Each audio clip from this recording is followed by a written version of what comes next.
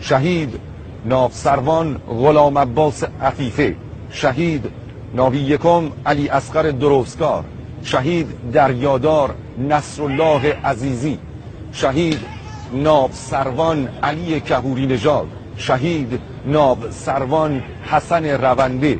و شهید دریادار محمد ابراهیم همتی و شهید ناو سروان حمید قهرمانی و 10 شهید و 100 شهید سرفراز دیگر که در حراست و حفاظت و پاسداری از آبها و مرزهای دریایی کشور عزیزمان ایران عاشقانه بر قلب دشمن تاختند و این آرامش و امنیت را به همه ما هدیه دادند. یاد و خاطره همه شهیدان سرفراز را گرامی می‌داریم.